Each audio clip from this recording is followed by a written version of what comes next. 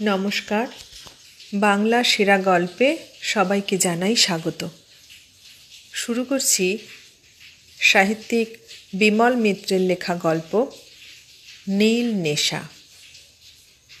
তাহলে শুনতে থাকো গল্প নীল নেশা।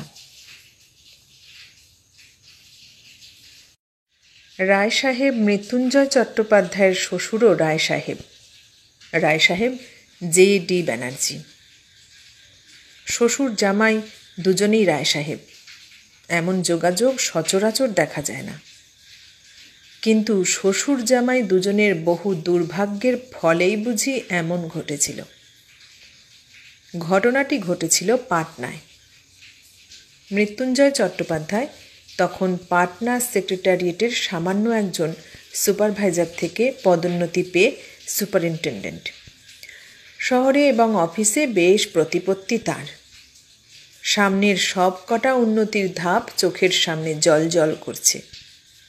একটি মাত্র ছেলে, রূপসী স্ত্রী আর একটি সুন্দর অট্টালিকার মালিক।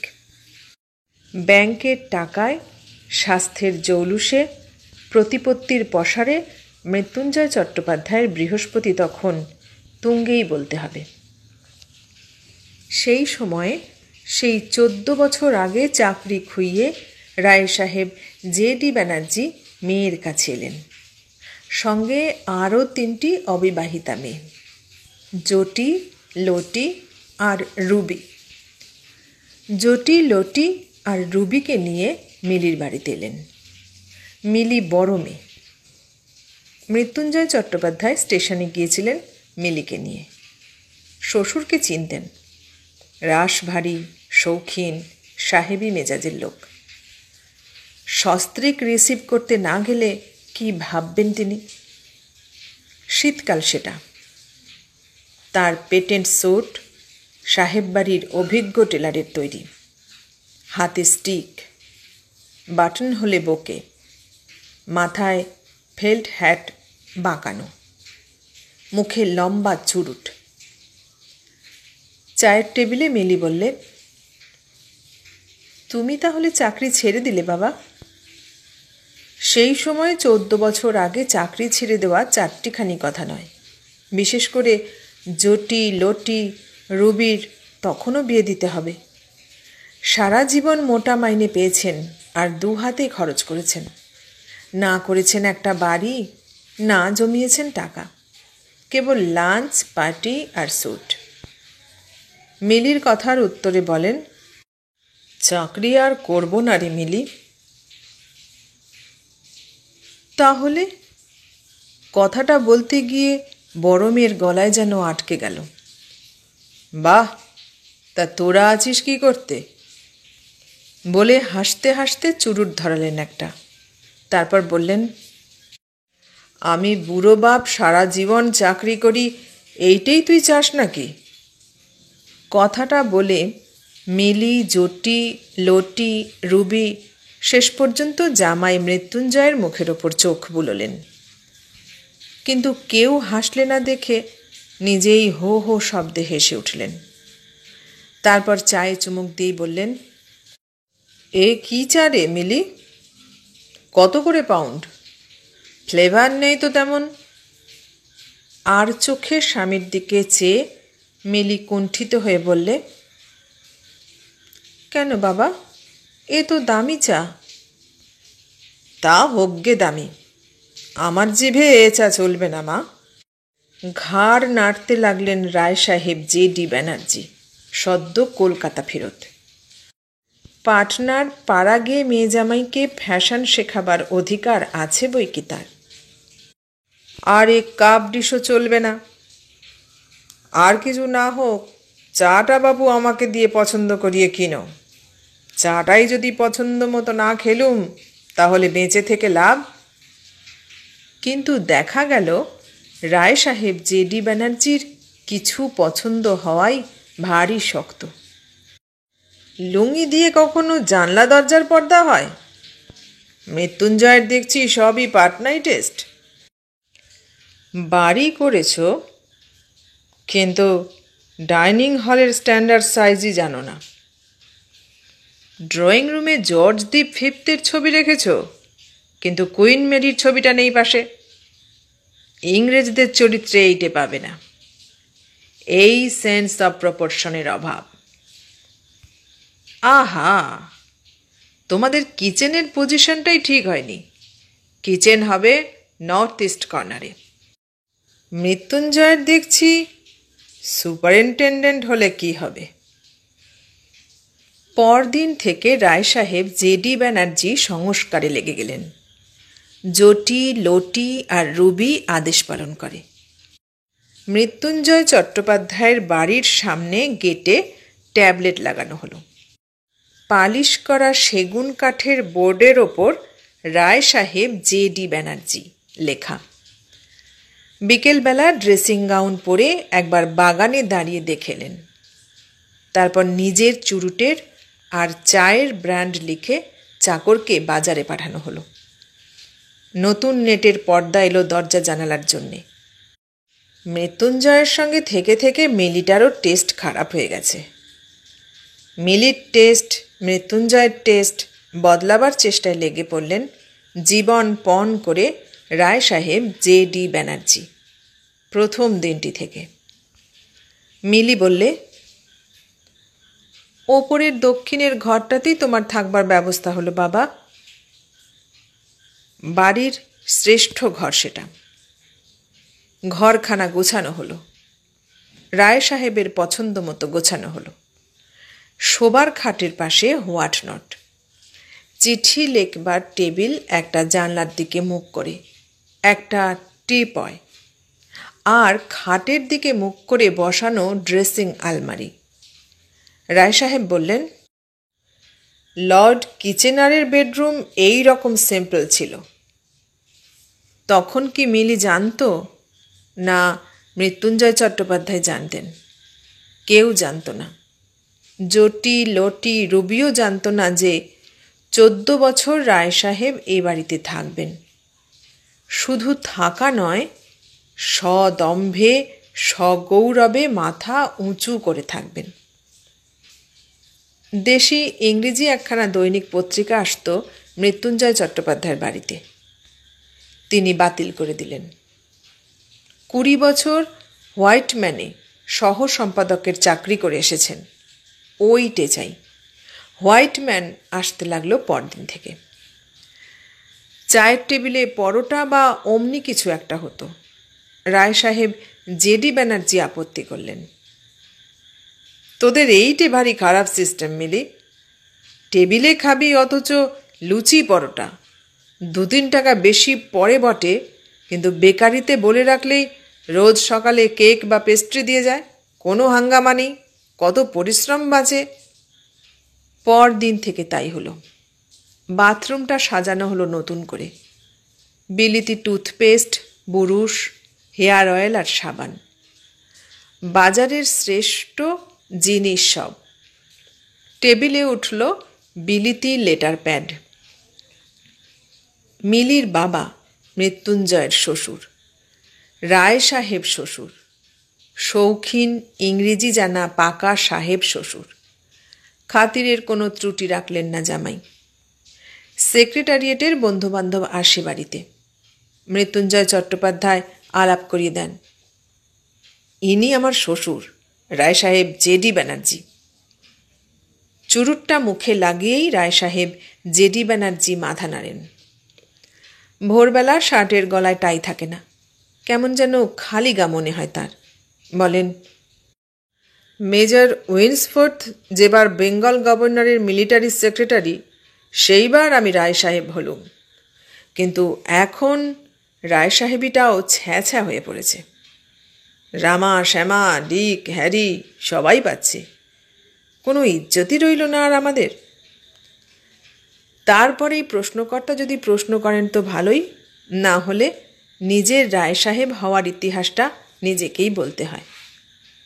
হোয়াইটম্যানে আমার লিডার পড়েই তো প্রথম মেজর উইন্সফোর্থ চমকে যায়। খাস বিলিতি বাচ্চা কিনা, গুণের কদর করতে জানে। তারপর যখন শুনলে লিখেছে একজন বাঙালি, আরও অবাক। একদিন নেমন্তন্ন করলে ডিনারে। বললে, বাঙালির মধ্যেও যে জিনিয়াস জন্মায় এটা তোমাকে দেখবার আগে কল্পনাও করতে পারিনি মিস্টার ব্যানার্জি। ওয়েল, তখন আমি শুধু মিস্টারই ছিলাম কি না? তারপরেও যদি প্রশ্নকর্তা আগ্রহ না দেখান তখন নিজেকেই বলতে হয়। আশ্চর্য হয়ে গেলেন মেজর যখন শুনলেন আমি একটা রায় সাহেবিও পাইনি। বললেন, ওয়েল, এটা আমারই কর্তব্য, দেখি আমি কি করতে পারি। প্রশ্নকর্তা যদি প্রশ্ন করেন, তারপর রায় সাহেব জেডি ব্যানার্জি সে প্রশ্নের উত্তর দেবেন না।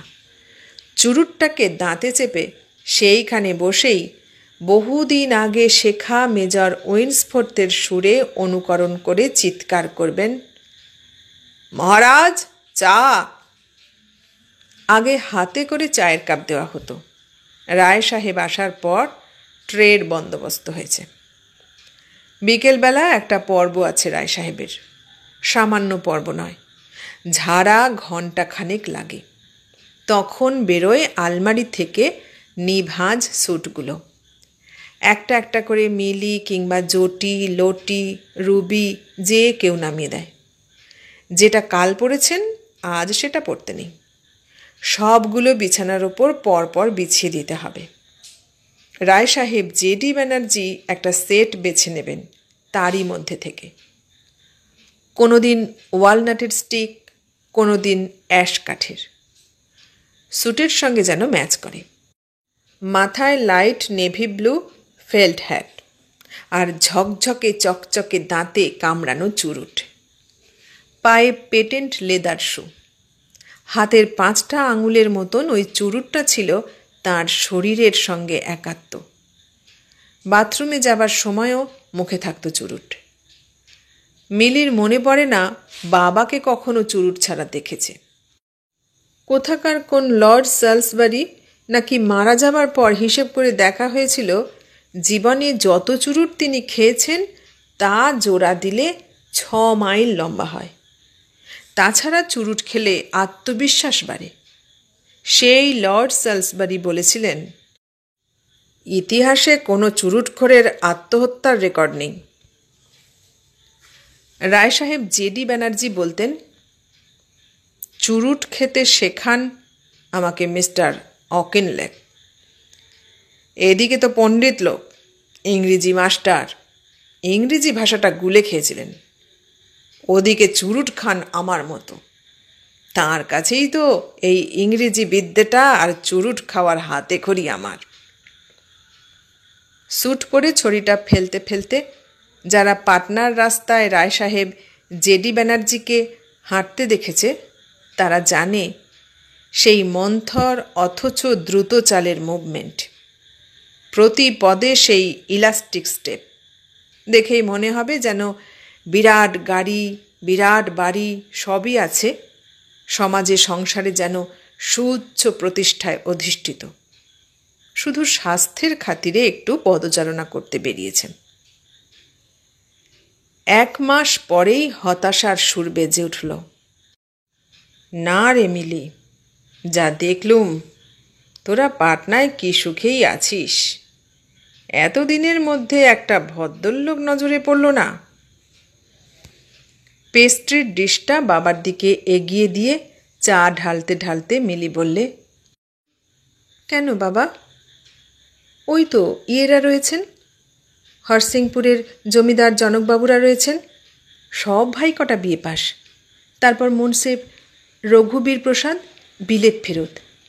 তারপর নিউ পাটনায় ইম্পেরিয়াল ব্যাংকের agent Babul Mittir MA chartered accountant.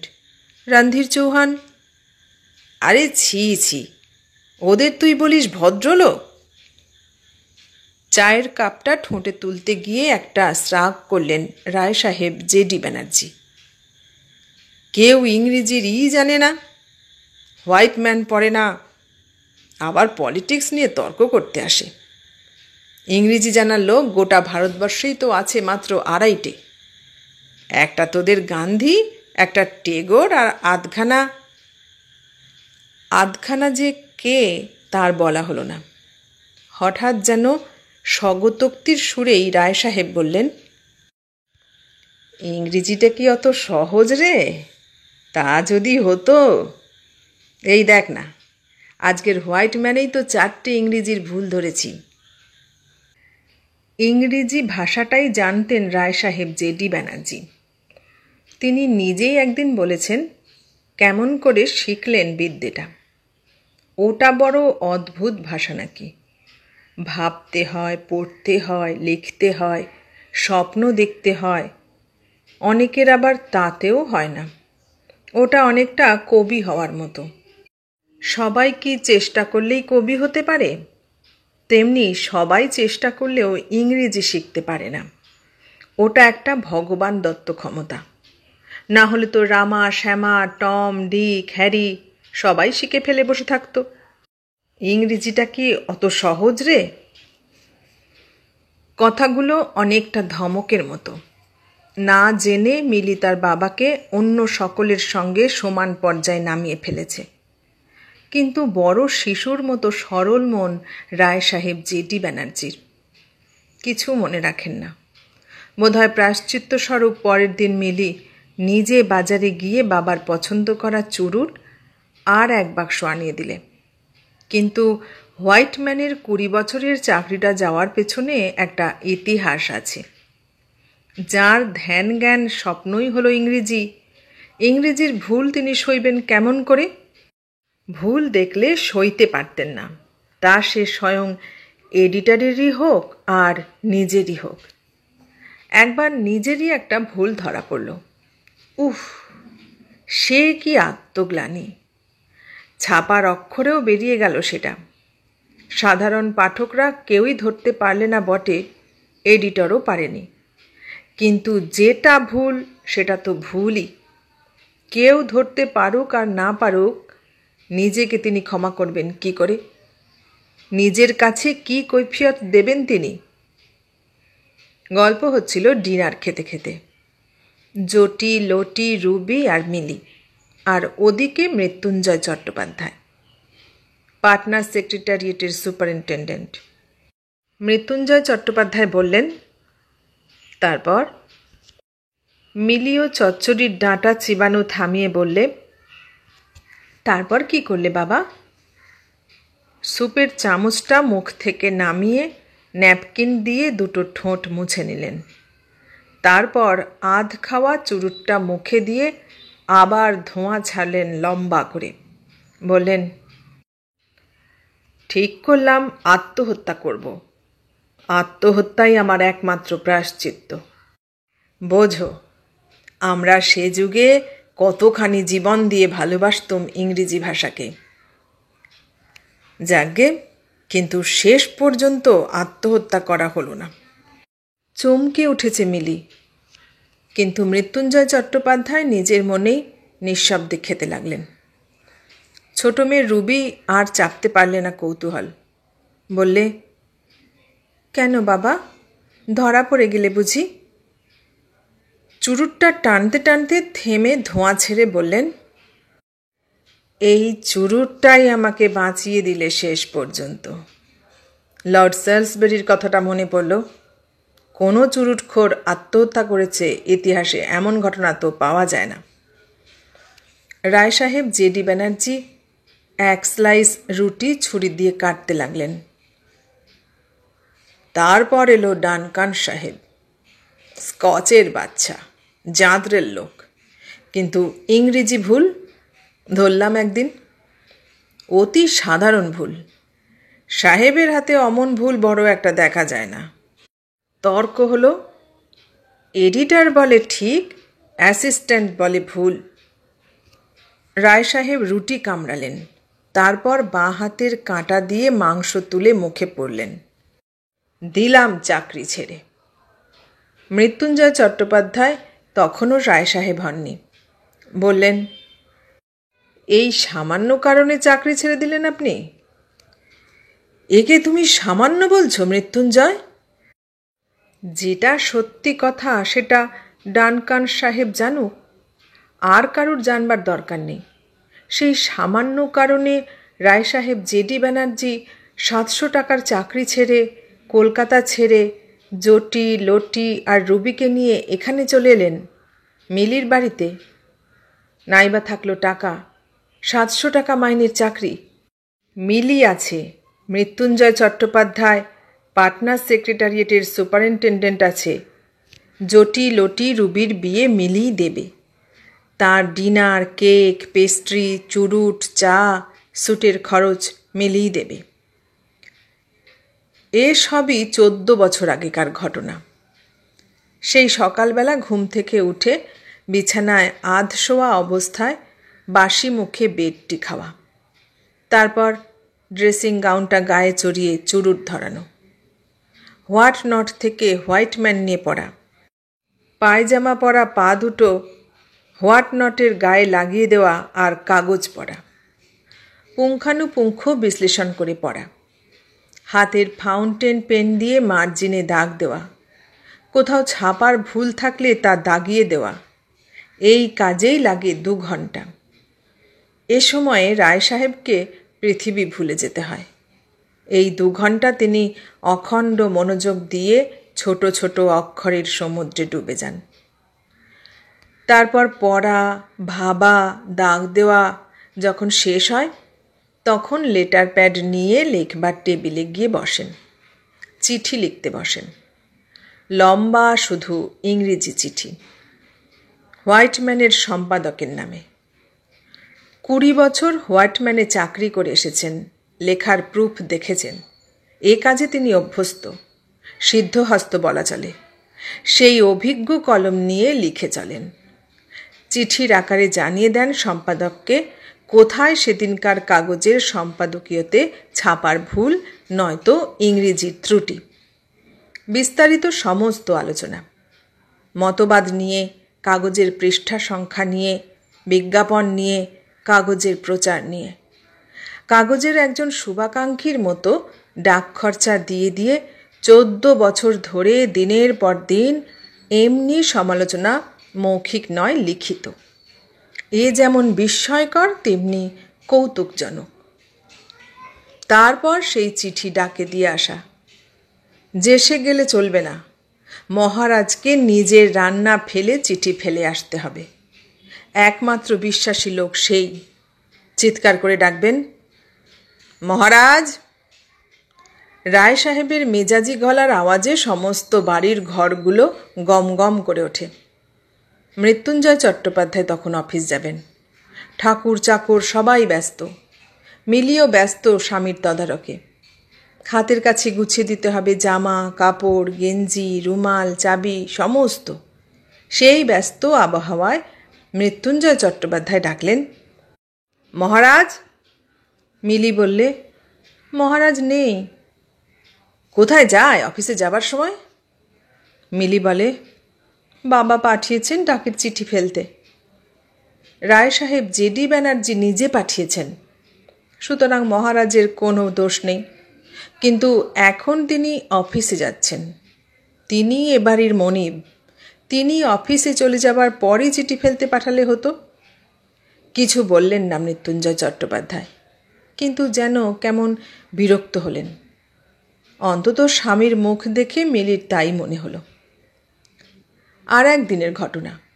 রায় সাহেব জেডি ব্যানার্জি ড্রেসিং গাউন পরে বারান্দায় পায়চারি করছিলেন চুরুট মুখে, যেমন সচরাচর করে থাকেন। একটা চাকর এধার থেকে ওধার যাচ্ছিল ঘর ঝাঁট দিতে। ডাকলেন তাকে, হেই শোন। চাকরটা সামনে এলো বেকুবের মতো। বললেন, গায়ে জামা দিস না কেন? মিলিকে ডেকে আনলেন। বললেন, তোদের একই সিস্টেম, চাকর বাকর উর্দি না পড়ুক খালি গায়ে থাকে কেন?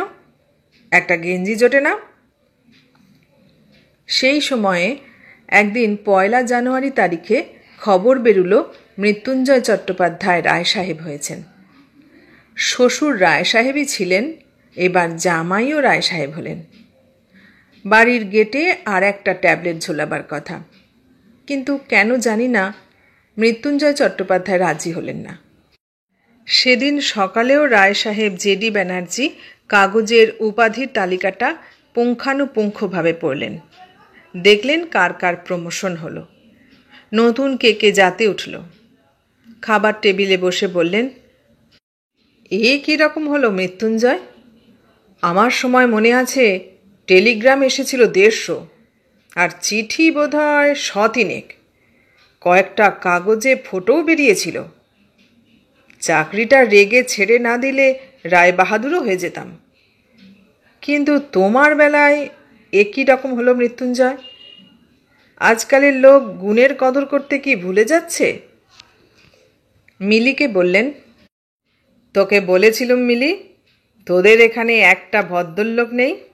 দেখলি তো, মৃত্যুঞ্জয়কে একটা পার্টি পর্যন্ত কেউ দিলে না। আমার মনে আছে মেজর উইন্সফোর্থ। এ সবই 14 বছর আগেকার ঘটনা। তারপর 14 বছরের প্রাত্যহিকতায় দৃশ্যপটের কতই না পরিবর্তন হয়ে গেছে। মৃত্যুঞ্জয় চট্টোপাধ্যায় বরাবর কম কথার মানুষ ছিলেন। কথা কওয়া আরও কমিয়ে দিয়েছেন। শ্বশুর জামাই বাড়িতে বেড়াতে এসেই থাকে, কিন্তু এমন বরাবরের মতো বেআক্কেলে হয়ে যে থেকে যাবেন এ কথা কে জানত। একে একে জটি লটি এবং শেষ পর্যন্ত রুবির বিয়েটাও দিলেন জামাই। প্রত্যেক বিয়েতেই মোটা রকমের খরচ করতে হলো, নইলে পার্টনার সমাজে যে মান থাকে না। সকলেরই বিয়ে দিলেন জাঁকজমক করে। আর তাছাড়া টাকা খরচের প্রশ্নটাই তো বড় নয়, মেহনত কি কম?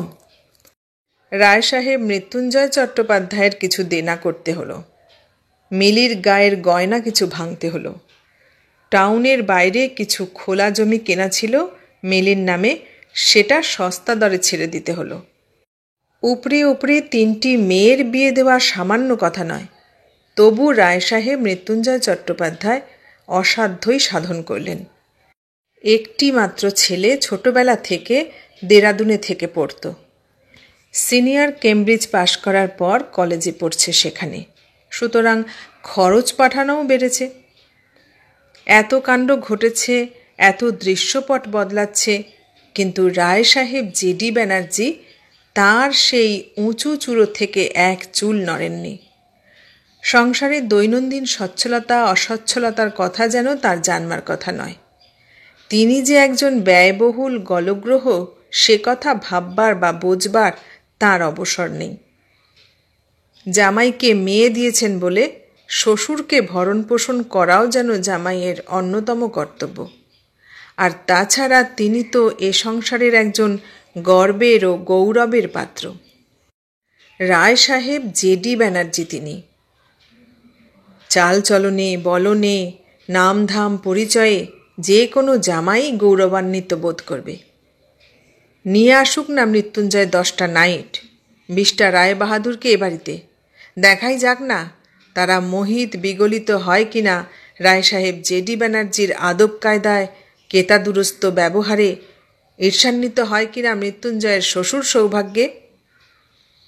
বিলেতে তিনি যাননি সত্যি, কিন্তু অন্তত 200 লোক তো তার কাছে বিলেত যাবার আগে আদব কায়দা শিখে নিতে এসেছে। কাঁটা চামচ থেকে শুরু করে ডিনার, ড্রয়িং রুম, বাথ, বোস স্যুট, হাই সোসাইটির সমস্ত রকম খুঁটিনাটি। তা সেদিন চা মুখে দিয়েই কাপ নামিয়ে নিলেন রায় সাহেব। মিলি, ছি ছি, তোদের টেস্ট দিনকে দিন কী যে হচ্ছে। মিলি কিছু উত্তর করলে না। মিলি ভালো করেই জানে এ চা বাবা মুখে তুলবেন না, তবু চুপ করে রইল সে। একটু কম দাম, একটু ফ্লেভার কম, কিন্তু সব দিক ভেবেই তো চলা উচিত। উনি বলেছেন, এত দামি চা কি না হলেই চলে না? তোমার বাবাকে তো পয়সায় করতে হয় না, যাকে করতে হয় সে বোঝে। কথাগুলো তো একেবারে মিথ্যেও নয়। মিলি দেখলে বাবা চা ছুঁলেন না। বললেন, এ নিশ্চয়ই মহারাজের ভুল হয়েছে রে, কিংবা ওকে ঠকিয়ে দিয়েছে। তুই একটা স্লিপ লিখে পাঠা এখনি। পাঠা তুই। পয়সা দিয়ে কেন খারাপ জিনিস খাবো বল? বাবাকে চিনত মিলি। শেষ পর্যন্ত লিখতে হলো স্লিপ লিখে মহারাজের হাতে দিতে যাচ্ছিল।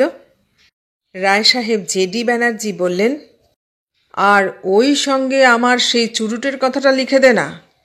এ মাসে হঠাৎ ওই খারাপ চুরুটটা যে কেন আনালি জানিস তো? আমি 40 বছর ধরে ওই এক ব্র্যান্ড খেয়ে আসছি। শেষ পর্যন্ত মহারাজকে দিয়ে ভালো চা আর চুরুটের ফরমাশ দিতেই হলো। কিন্তু বারবার কাল রাত্রের কথা মনে পড়তে লাগলো মিলির। স্বামী শেষ পর্যন্ত অধৈর্য হয়ে বলেছিলেন, তোমার বাবা বিড়ি খেতে পারেন না? যার 1 পয়সার মুরদ নেই তাঁর আবার অত শখ কেন শুনি? রাত্রে শোবার ঘরের মধ্যে মিলিকে অনেক সহ্য করতে হয় বাবার জন্যে। আজকাল রায় সাহেব মৃত্যুঞ্জয় চট্টোপাধ্যায়ের যে কি হয়েছে, বাড়িতে তিনি থাকেন কম।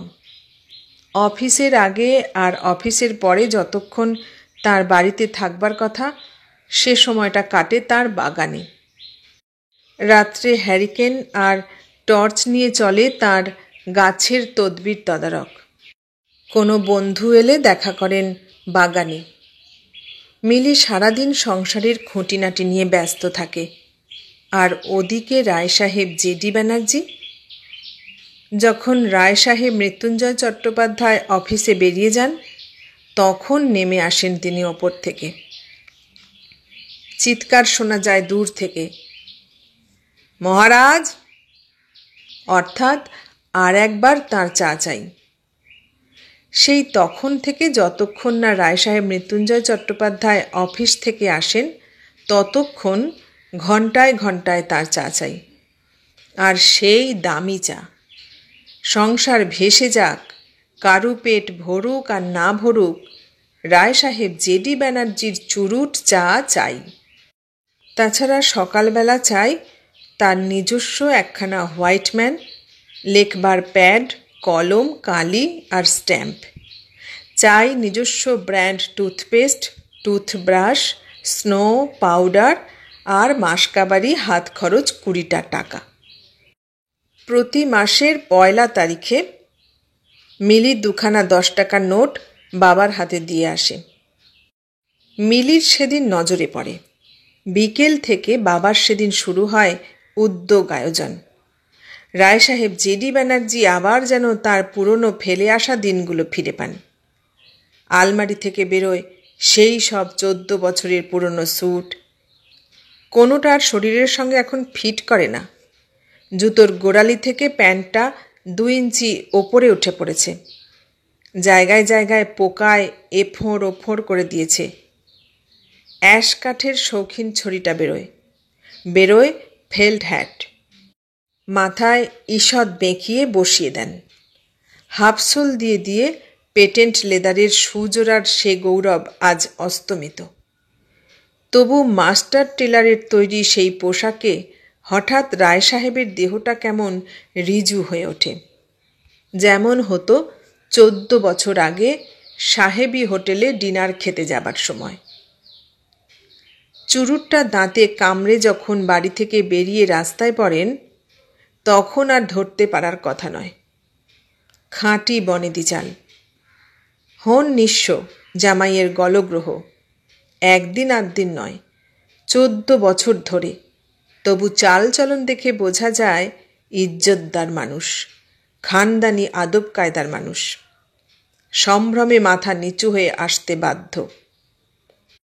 তারপর যেমন ভঙ্গিতে সে যুগে হোটেলে গিয়ে ঢুকতেন, তেমনিভাবে গিয়ে ঢোকেন পাটনার বড় একটা হোটেলে। কলকাতার হোটেলের কাছে এ হয়তো কিছু নয়, কিন্তু রায় সাহেব জেডি ব্যানার্জি ভুলে যেতে চেষ্টা করেন যে এটা পাটনার হোটেল। তার মানস চক্ষে ভেসে ওঠে পামগ্রোভ, জাজ ওয়ালস আর স্যুট পরা স্ত্রী পুরুষের ভিড়। একটা চেয়ারে মধ্যেখানে বসেন, সকলের দৃষ্টির সামনে। তারপর যারা সেই অবস্থায় সেখানে ডিনার খেতে দেখেছে তাকে, তারা জানে পাকা বনেদিয়ানা কাকে বলে। তার সেই ন্যাপকিন নেওয়া থেকে শুরু করে নিখুঁত সব মুভমেন্ট লক্ষ্য করার মতো। অন্তত পাটনার ওই হোটেলে এর আগে আর কাউকে অমনভাবে দেখা যায়নি ডিনার খেতে। কিন্তু মাত্র তো 20টা টাকা। প্রতি মাসের প্রথম সপ্তাহটাই শুধু চলে, আর বাকি সমস্তটা মাস আবার বসে থাকতে হয় পরের মাসের 1 তারিখটির দিকে চেয়ে। কারণ খাওয়াই কি শুধু, বকশিস দিতেও যে মোটা টাকা বেরিয়ে যায়, আর ওটা না দিলে তো খাতিরও থাকে না। একবার মেয়েকে বলেছিলেন, মিলি, আমার স্যুটগুলো তো সব গেছে, আর অন্তত 1/2 ডজন না করালে তো আর চলছে না। তোর কি ভুলো মন, 3 মাস থেকে তো কেবল করবি বলছিস। রায় সাহেব মৃত্যুঞ্জয় চট্টোপাধ্যায়ের সেটা ইন্স্যুরেন্সের প্রিমিয়াম দেবার মাস, সে মাসে হয় না, সুতরাং মিলি চুপ করে থাকে। পরের মাসে ছেলের পরীক্ষার ফিস দিতে হলো অনেক টাকা। তারপরের মাসে মিলির বিয়ের মাস, জামাই একটা নেকলেস কিনে দিলে স্ত্রীকে। তারপরের মাসেও একটা না একটা কি খরচ হয়ে গেল। সুতরাং রায় সাহেব জেডি ব্যানার্জির সামান্য 1/2 ডজন স্যুট তাও হয়ে উঠল না বহুদিন। ড্রেসিং গাউনটা ছিঁড়ে যেতে বসেছে। ওই একখানাই এখন সম্বল। কোন দিন পিঠের দিকটায় টান পড়লেই ফ্যাস করে ছিঁড়ে যাবে। তবু সকালবেলা ওইটে পরেই হোয়াট নটের ওপর থেকে হোয়াইট ম্যানখানা নিয়ে চায়ে চুমুক দিতে দিতে কাগজ পড়তে থাকেন। সেটা ছোট চা। তারপর বড় চা হবে 8টা থেকে 9টার মধ্যে। আগে কিছু পেস্ট্রি বা বিস্কুট বা টোস্ট থাকতো সঙ্গে। আজকাল আবার পরোটায় নেমেছে। তবু সেই পুরোটাই ছুরি কাঁটা দিয়ে চিবোতে চিবোতে চা খাওয়া। আজকাল রায় সাহেব মৃত্যুঞ্জয় চট্টোপাধ্যায় এই বড় চাতে থাকেন না। তিনি তখন থাকেন বাগানে। রায় সাহেব জেডি ব্যানার্জি একাই গল্প করে যান তখন। জানিস মিলি, এবারকার শীতে লন্ডনের মেফেয়ারে 14 ইঞ্চি বরফ পড়েছিল। মিলি একমাত্র নীরব শ্রোতা, শুধু বললে, তাই নাকি বাবা? রায় সাহেব জেডি ব্যানার্জি বললেন, এতেই তুই অবাক হচ্ছিস? কিন্তু যেবার বার্লিনে কলের জল জমে বরফ হয়ে গিয়েছিল 1920-তে, 343 জন লোকের নাক যে একেবারে খসে গিয়েছিল। চুরুটের ধোঁয়া ছাড়তে ছাড়তে রায় সাহেব জেডি ব্যানার্জি লন্ডন, বার্লিন আর নিউ ইয়র্কের গল্প করে চলেন। তারপর একসময় দেখেন মিলি কখন অজান্তে উঠে চলে গেছে। তখন আস্তে আস্তে ওপরে উঠে যান। ওপরে উঠে গিয়ে লেখবার টেবিলে চিঠি নিয়ে বসেন। চিঠির তাড়া। ম্যানচেস্টার থেকে মিস্টার ক্রফোর্ড চিঠির জবাব দিয়েছেন। ফ্লিট স্ট্রিট থেকে জবাব এসেছে কোনো এক কাগজের মালিক লর্ড ফেয়ারওয়েদারের। চিঠির জবাব পড়া এবং জবাবের জবাব লেখার মধ্যে হঠাৎ দেশলাইয়ের কাঠি ফুরিয়ে গেল। চিৎকার করে ডাকেন, মহারাজ! মহারাজ এলো না, সাড়াও দিল না। কি হলো সব? কিছু বুঝতে পারলেন না রায় সাহেব জেডি ব্যানার্জি, অথচ চুরুট নিভে গেছে। আবার ডাকেন, মহারাজ! এবার মহারাজ এলো। রায় সাহেব জেডি ব্যানার্জি বললেন, একটা দেশলাই আনো তো মহারাজ, দেশলাই একটা। কিন্তু সোজা হুকুম তামিল না করে মহারাজ বললে, জামাইবাবু এখন অফিসে যাচ্ছেন, তিনি অফিসে বেরিয়ে গেলে দেশলাই কিনে আনব। সাহেবী মেজাজ হঠাৎ যেন গরম হয়ে উঠতে যাচ্ছিল। কিন্তু চুরুটখোরেরা সহজে রাগে না বলেই তিনি কিছু না বলে চুপ করে রইলেন। কিন্তু খাবার টেবিলে রিপোর্ট না করে পারলেন না। বললেন, আদর দিয়ে দিয়ে তুই চাকরদের একেবারে মাথায় তুলে ছেড়েছিস মিলি। কি বুদ্ধি দেখ! আমার চুরুটটা তখন নিভে গেছে, আমার দেশলাইয়ের চেয়ে জামাইবাবুর অফিসে যাওয়াটাই বড় হলো। এখন ঠিক এই সময়ে 1 জানুয়ারির সকালবেলায় কাগজ পড়তে পড়তে রায় সাহেব জেডি ব্যানার্জি থমকে গেলেন। রায় সাহেব মৃত্যুঞ্জয় চট্টোপাধ্যায় প্রমোশন পেয়ে রায়বাহাদুর হয়েছেন। সেই অবস্থাতেই নেমে এলেন। সেই ড্রেসিং গাউন, বাঁ হাতে চায়ের কাপ, আঙুলের ফাঁকে চুরুট। মিলি, মিলি। মিলি রান্নাঘরের সামনে দাঁড়িয়েছিল। রায় সাহেব জেডি ব্যানার্জি বললেন, মৃত্যুঞ্জয় কোথায় রে? মৃত্যুঞ্জয় চট্টোপাধ্যায় বাগানে ছিলেন। যথারীতি চা খেয়েই বাগানে গিয়েছেন। রায় সাহেব জেডি ব্যানার্জি হাত বাড়িয়ে দিলেন। কংগ্র্যাচুলেশনস। ভিড় হয়ে গেল সকাল থেকেই। লোকের আসা যাওয়া। স্যার জীবনপ্রসাদ এলেন বাইক হাঁকিয়ে। চার্টার্ড অ্যাকাউন্টেন্ট রণধীর চৌহান সাহেব, হরসিংপুরের জমিদার জনকবাবুরা, বিলেত ফেরত মুন্সেফ রঘুবীর প্রসাদ, ইম্পিরিয়াল ব্যাংকের ম্যানেজার বাবুল মিত্তির এমে। দুপুর 12টা নাগাদ 2-3খানা টেলিগ্রামও এসে গেল। তারপর বিকেলবেলা আর এক দফা। চা, হাসি, কথা, নমস্তের ধাক্কা একদিনেই শেষ হলো না। 2-3 দিন ধরেই চলল। ডাকে চিঠি আসতে লাগল। জটি, লটি, রুবিরা আর তাদের বরেরা লিখেছে। দেরাদুন থেকে ছেলে লিখেছে। দিল্লি থেকে লিখেছে পরেশবাবুর স্ত্রী। চেতলা থেকে মাসিমারা, ভাগলপুর থেকে মামাবাবু লিখেছেন। বেরিলি থেকে জ্যাঠতুতো ভাই লিখেছে। অনেক অনেক চিঠি। সকলকে উত্তর দিতে দিতে মিলি বিব্রত হয়ে পড়ল। প্রথমে রায় সাহেব জেডি ব্যানার্জি সত্যিই খবরটা দেখে প্রীতই হয়েছিলেন, কিন্তু এই বাড়াবাড়ি তাঁর ভালো লাগল না। ডানকান সাহেব তো কথাই দিয়েছিলেন, ওখানে চাকরিতে থাকলে এতদিনে রায়বাহাদুরিটা পেতে অন্তত দেরি হতো না। তা এত বড় রায়বাহাদুরের তালিকা তো আর কখনো বেরোয়নি। এমন বছর বছর গাদা গাদা রায়বাহাদুর যদি বেরোতে থাকে, তাহলে কাকে ছেড়ে কাকে দেখবেন? কিন্তু এতেও বোধহয় বিচলিত হবার মতো কিছু ছিল না। সবই চাপা পড়ে যেত একদিন। কিন্তু শেষ পর্যন্ত সেক্রেটারিয়েটের অফিসাররা একটা বিরাট পার্টি দেবার বন্দোবস্ত করে বসল রায়বাহাদুর মৃত্যুঞ্জয় চট্টোপাধ্যায়কে। হাসি পেল রায় সাহেব জেডি ব্যানার্জির। এমন হাস্যকর ব্যাপার শুধু পাটনা বলেই সম্ভব বুঝি। তা হোক, পৃথিবী কারো হাসি ঠাট্টা, সুখ দুঃখের ভালো লাগা না লাগার তোয়াক্কা করে না। দিনক্ষণ স্থির হয়ে গেছে। আগামী রবিবার। হাতে আর মাত্র 4 দিন। ছাপানো কার্ড বিলি হলো সকলের নামে। পাটনার রথী মহারথীরা কেউ বাদ পড়লেন না। রায় সাহেব জেডি ব্যানার্জির নামেও আলাদা চিঠি এলো একটা। রবিবার পার্টি, আর শনিবার দুপুর পর্যন্ত কেউ জানত না। শনিবার সন্ধ্যাবেলা বললেন মিলিকে, বললেন, কাল তো আমি থাকতে পারছি না মিলি, আমাকে যে কলকাতায় যেতে হচ্ছে। কেন বাবা, হঠাৎ? মিলির চমকে ওঠবারই কথা। রায়বাহাদুর মৃত্যুঞ্জয়ও কম চমকে উঠলেন না। বললেন, কেন? রায় সাহেব জেডি ব্যানার্জি বললেন, তোমার পার্টিতে থাকতে পারবো না মৃত্যুঞ্জয়, কিছু মনে করো না। ডানকান সাহেব জরুরি চিঠি লিখেছে গিয়ে দেখা করবার জন্যে। এতদিন পরে বোধহয় ভুল ওরা বুঝতে পেরেছে। তোমাকে কি আবার ওরা চাকরি দেবে নাকি বাবা? মিলি প্রশ্ন করলে। কে জানে। কবে যাবে?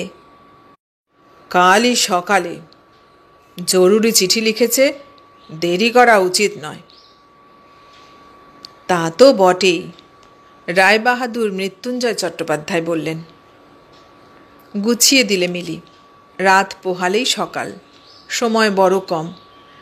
রায় সাহেব জেডি ব্যানার্জি চলে যাবেন পাটনা ছেড়ে। চাকরি পেলে আর ফিরবেন না।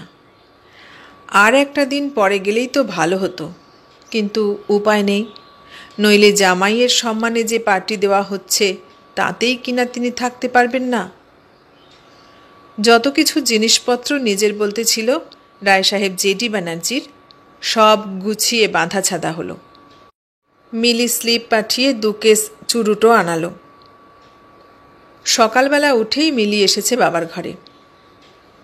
হঠাৎ রায় সাহেব জেডি ব্যানার্জি যেন কেমন অন্যমনস্ক হয়ে গেলেন। 14 বছর আগে যেদিন তিনি এ বাড়িতে এসেছিলেন, সেদিন যেন এমনি করে মিলি কাছে এসেছিল, এমনি করে তাঁর তদারক করত। মিলি এরই মধ্যে 1 ডজন রেডিমেড শার্ট আনিয়েছে 1 ডজন টাই, রুমাল 6টা, 1 টিন বিস্কুট, রাস্তার খাবার। আজই সন্ধ্যাবেলা রায়বাহাদুর মৃত্যুঞ্জয় চট্টোপাধ্যায়ের পার্টি, শহরের সমস্ত গণ্যমান্য লোকের নেমন্তন্ন। কথাটা মনে পড়তেই রায় সাহেব জেডি ব্যানার্জি লম্বা চুরুটের ধোঁয়া ছাড়লেন। মিলি শেষ সময়ে বললে, বাবা, হপ্তায় হপ্তায় একটা করে চিঠি বরাবর দিয়ে যেও। তুমি চলে গেলে বাড়িও একেবারে ফাঁকা হয়ে গেল। রায় সাহেব অন্যমনস্ক হয়ে বললেন, দেখ মিলি, জানিস রায়বাহাদুর আমিও হতুম, সব বন্দোবস্ত ঠিক, এমন সময় ডানকান সাহেব এসে গোলমাল করে দিলে। কি কথার উত্তরে কি কথা শুনে মিলি যেন অবাক হয়ে গেল। বললে, তা হোক গে বাবা, সেই ডানকান সাহেবই তো ডেকেছে, সেই ডানকান সাহেবই তো আবার তোমায় চাকরি দিচ্ছে। লোকটা ভালোই বলতে হবে। একটা খামের মধ্যে কিছু টাকা দিয়ে বাবার জামার বুক পকেটে রেখে দিয়ে বললে, এই পকেটে 200 টাকা রেখে দিলাম বাবা, মনে থাকে যেন। আজ আর রায়বাহাদুর মৃত্যুঞ্জয় চট্টোপাধ্যায়ের নয়, আজ যেন রায় সাহেব জেডি ব্যানার্জির হুকুম তামিল করতে ছুটছে চাকর বাকরেরা। ট্রেন ছাড়ল। মিলির চোখ দুটো করুণ হয়ে উঠেছিল। রায়বাহাদুর মৃত্যুঞ্জয় চট্টোপাধ্যায় হাত উঁচু করলেন। হাতের চুরুটটা দাঁতে চেপে রায় সাহেব জেডি ব্যানার্জিও হাত উঁচু করে আঙুল নাড়তে লাগলেন। ইঞ্জিনের ধোঁয়ার সঙ্গে তাঁরও একটা স্বস্তির সুদীর্ঘ শ্বাস পড়ল। পাটনায় থাকলে রায়বাহাদুর মৃত্যুঞ্জয় চট্টোপাধ্যায়ের পার্টিতে তাকে যেতেই তো হতো। 7 দিন পরে মিলি তখন চায়ের আয়োজন করছে। বাইরে থেকে হঠাৎ চিৎকার এলো, মহারাজ! মিলি বেরিয়ে এসে দেখলে ট্যাক্সি থেকে নামছেন বাবা। মিলিকে দেখে বললেন, এই ট্যাক্সি ভাড়াটা দিয়ে দে তো মিলি। ঘরে ঢুকে বললেন, রাজি হলাম না বুঝলি রে, ডানকান সাহেব বললে 700 টাকা দেব, করো তুমি চাকরি। আবার আমি বললাম, চাকরি আমি করব না সাহেব। তখন বললে 1000 টাকা দিচ্ছি। তখন আমিও বললাম 2000 টাকা দিলেও করব না। মিলি বললে, তারপর? তারপর আর কি, চলে এলাম। চাকরি করব কোন দুঃখে বল? তোরা থাকতে বুড়ো বাপ চাকরি করবে, এটা কি ভালো দেখায়? লোকেই বা কি বলবে? অফিস থেকে এসে রায়বাহাদুর মৃত্যুঞ্জয় চট্টোপাধ্যায়ও শুনলেন শ্বশুরের 1000 টাকা মাইনের চাকরি না নেওয়ার কাহিনী। রায় সাহেব জেডি ব্যানার্জি প্রশ্ন করলেন, ভালো করিনি? তুমি কি বলো মৃত্যুঞ্জয়? রায়বাহাদুর মৃত্যুঞ্জয় চট্টোপাধ্যায়ও মিলির মতো কোনো মতামত দিলেন না, চুপ করে রইলেন। রায় সাহেব নিজের মনেই বলতে লাগলেন, 1000 হোক, বেটারা তো আমাদের মতো নয়, গুণের কদর বোঝে, খাঁটি স্কচের বাচ্চা। বললে, রায় সাহেব, তোমাকে আমি রায়বাহাদুর করিয়ে দেব, তুমি এসো আমার এখানে। তোমার মতন লোক রায়বাহাদুর হয়নি, এটা খুব লজ্জার কথা। কিন্তু হঠাৎ কথা বলতে বলতে রায় সাহেব জেডি ব্যানার্জির নজরে পড়ল কেউ শুনছে না, না মৃত্যুঞ্জয় না মিলি। তারা কখন টেবিল থেকে উঠে গেছে তিনি টের পাননি। তিনি একলা। তারপর একলা সিঁড়ি দিয়ে ওপরে নিজের ঘরে উঠতে উঠতে হঠাৎ তার মনে হলো এ বাড়ির সিঁড়িগুলো আজ যেন বড় উঁচু ঠেকছে। এতক্ষণ শুনলে সাহিত্যিক বিমল মিত্রের লেখা গল্প নীল নেশা। গল্পটা কেমন লাগলো ভালো লাগলে লাইক কমেন্ট শেয়ার করো, আর নতুন বন্ধু হলে সাবস্ক্রাইব করার অনুরোধ রইল। সবাইকে অনেক ধন্যবাদ জানিয়ে আজ এখানেই শেষ করলাম।